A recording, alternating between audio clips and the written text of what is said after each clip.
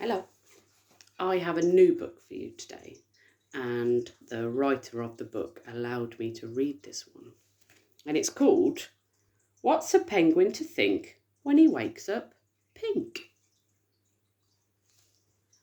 It's quite a cool book.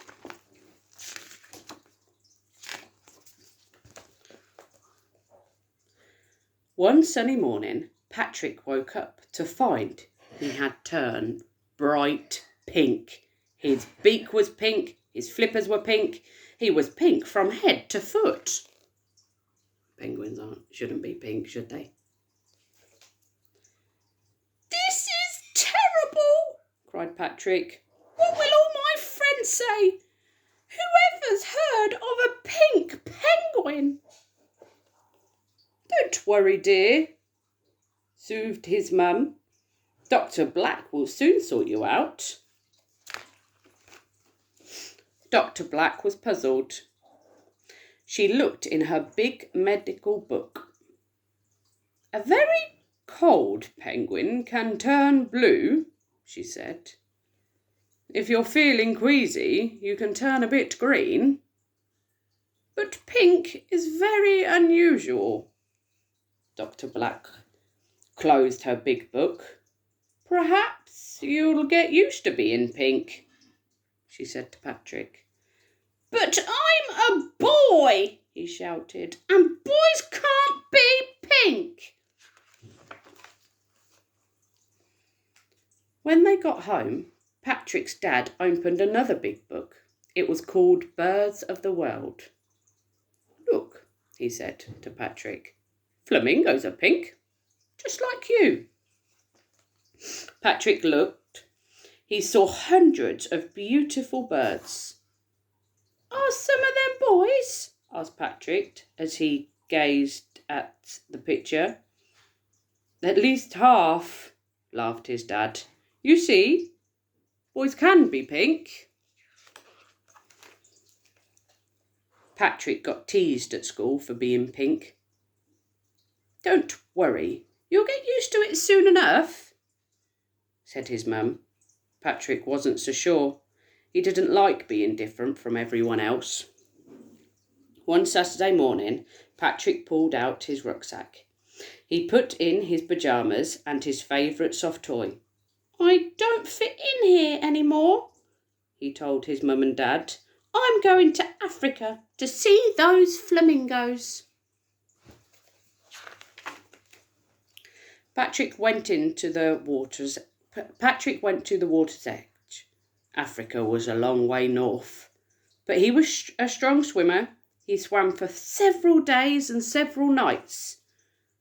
When the water began to feel warmer, he knew he was nearly there.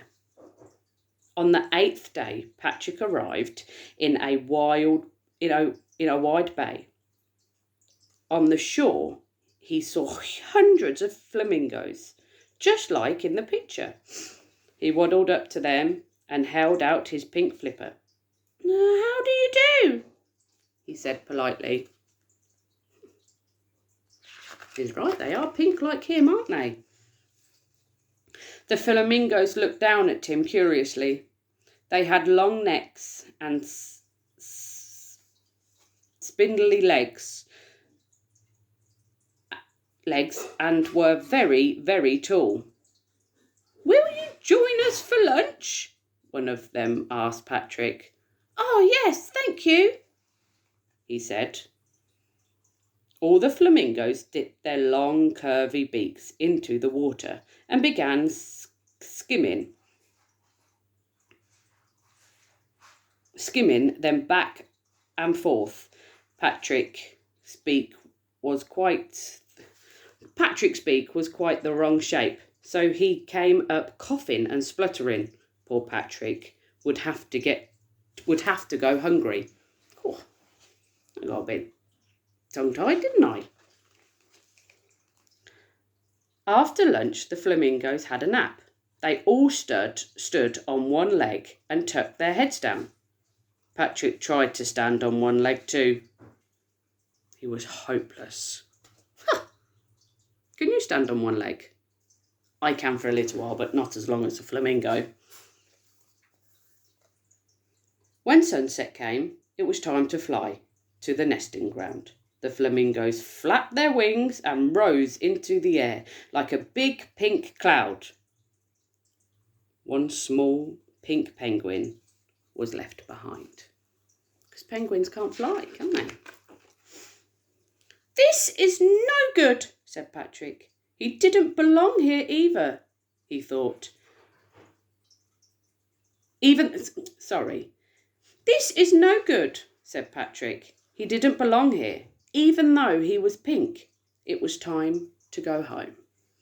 The next morning, Patrick set off.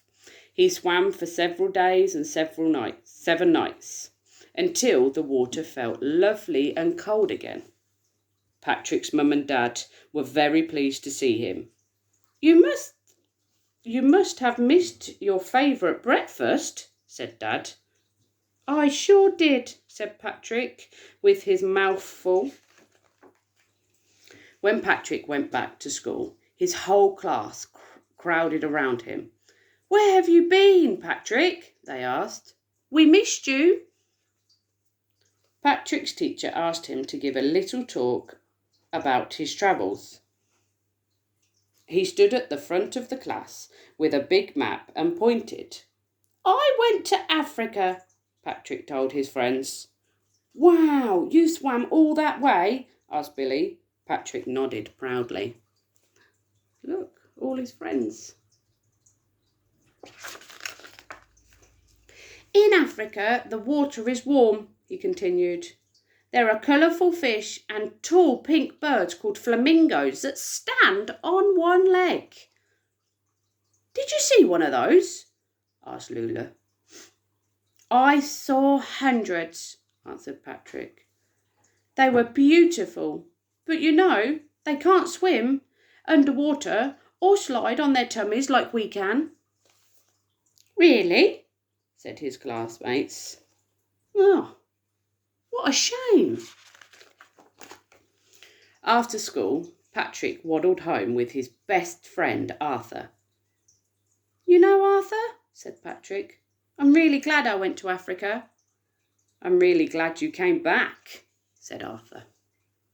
"Me too," laughed Patrick. "Penguins belong at the South Pole, even pink penguins." "Especially pink penguins," said Arthur happily. Aww. That night at bedtime, Patrick said, "You were right, Mum. Nobody teased me anymore." He snuggled down and smiled. Being different wasn't so bad after all. Do you know what I say?